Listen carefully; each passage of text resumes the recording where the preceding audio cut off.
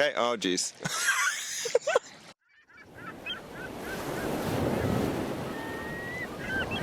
Hello and welcome to Among the Brine, where the Utah Historical Society brings Utah's history and art to the surface. My name is Tim Glenn and I'm here with Haille VanPatten.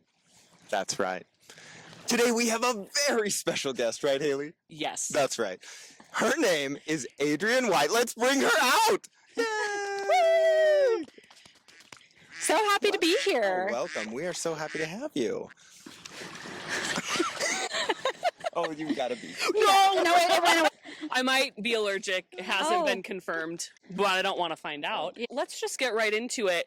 Will you tell us a little bit more about what exactly House Genealogy is? Yes. And like, what do you do? Great question. So when I first started House Genealogy, which officially launched in February of 2022, it really came from me researching my own historic home, really digging into the archives, learning about all of the people who shared the same space as I do before me. And so when I launched this business, I thought, I want to help other homeowners learn the histories of their historic homes. But it has blossomed into so much more than just working with homeowners. A lot of the work that I do is very preservation focused, preserving history, uncovering lost history, and sharing that in a multitude of ways with a variety of organizations and groups and all of that. So the name is not fully encompassing of everything that I do. Historic homes only in the Greater Salt Lake area, or do you do work statewide? I would love to do work statewide. I have worked with some clients in Cache County and Weber County, but since I launched my business, the majority of the clients that I've worked with have been in Salt Lake County, but I would absolutely love to work with people all throughout the state. Amazing. And then beyond as well. But And to clarify for the people at home, so genealogy does not involve rubbing lamps in any capacity. that's correct. It's more about the people than it is like this house begat that house, which begat that house. That's exactly which right. So what resources do you use to Sorry, do that? my ring Oh. just fell off. No, it's okay. No, it's a silicone ring. I actually got stung by a bee. And then I had to cut my rings off. Yeah. So I'm wearing a silicone ring for a second and it's too big and it just fell off. Sorry. Wait, you had to like cut my rings off. like with a thing. Yeah, with like Wow. rusty shears. Yeah. Rusty shears. Okay, sorry. Never met him. Yeah.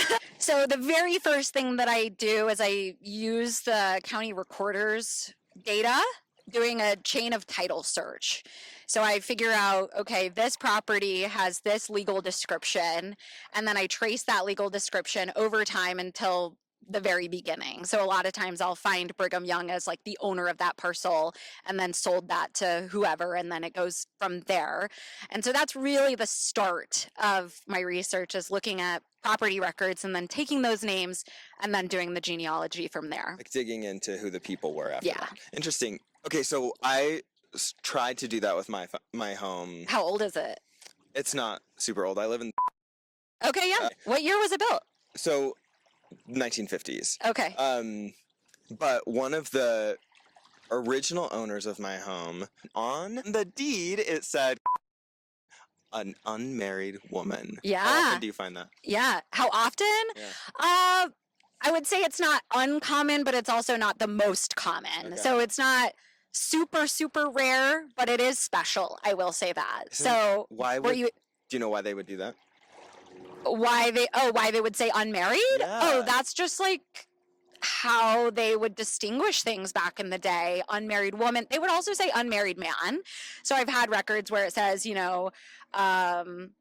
unmarried man owns this home, and then he marries a wife, and then it becomes married man. And so it's really just a way that they kept track of things. So speaking of being married, unmarried, other details, as you're doing this research, what is like the juiciest story that you've ever come across when you're looking up a family and their history? Totally. Well, actually, If you can share. Yeah, absolutely. My very first paying client, which was just like, I think maybe a month after I launched my business, which was very exciting.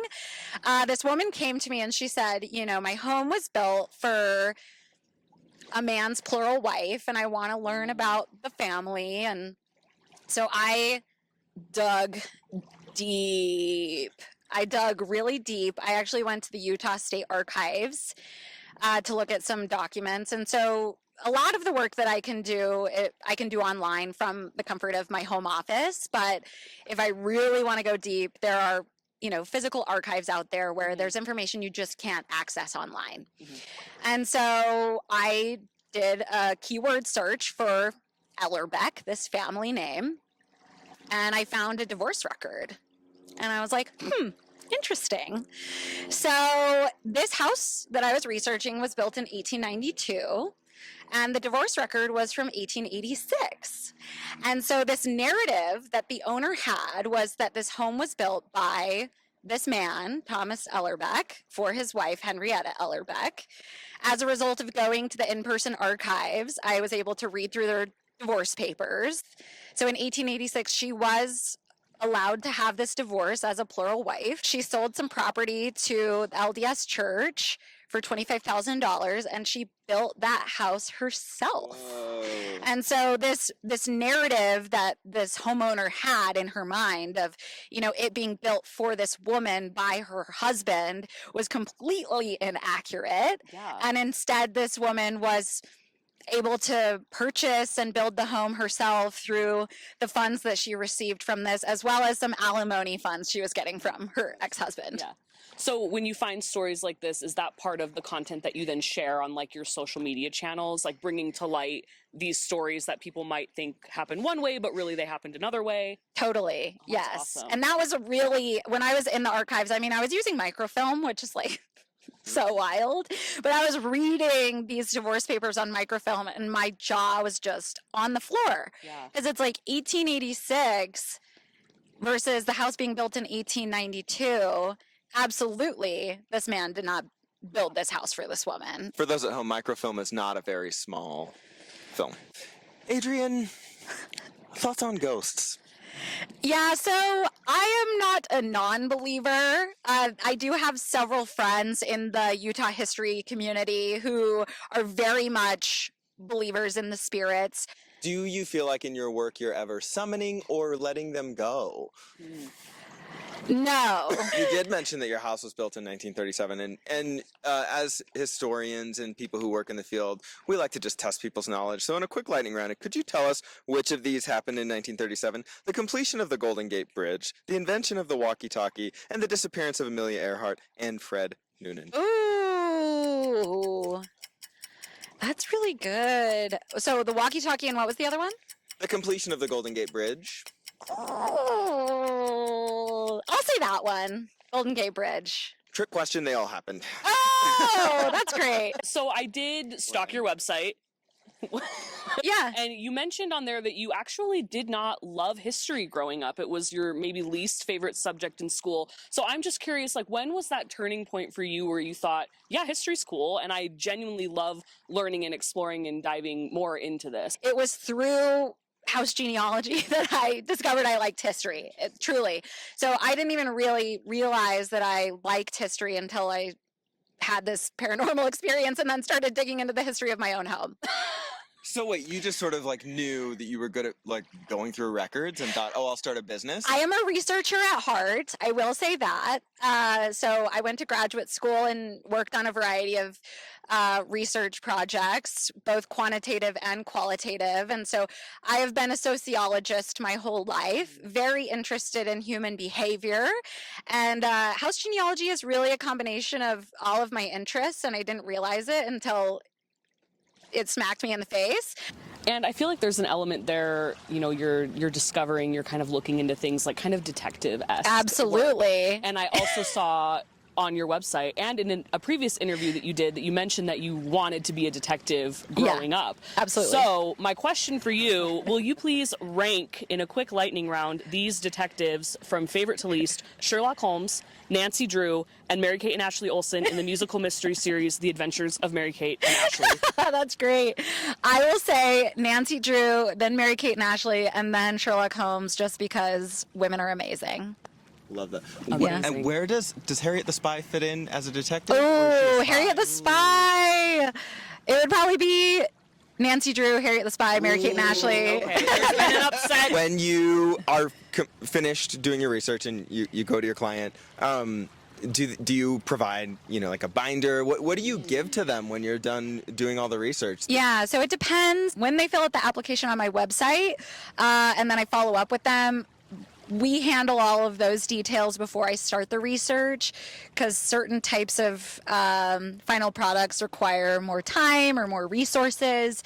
So I would say the most common two options are having a digital archive folder, which is really like a Google Drive folder with a bunch of subfolders, and then like a reference document that will kind of explain everything that's available to them in their digital archive folder.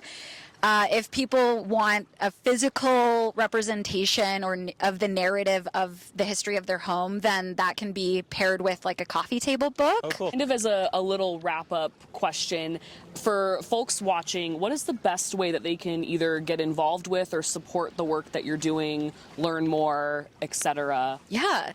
I mean, there's a variety of ways to get involved. I have Instagram and TikTok accounts, and so you can follow me there for some really interesting Utah and especially Salt Lake history.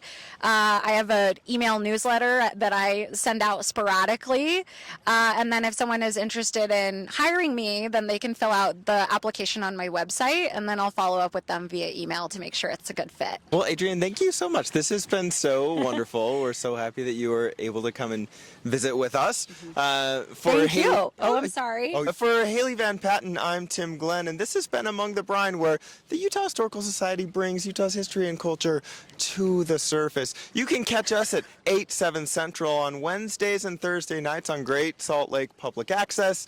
See you next time.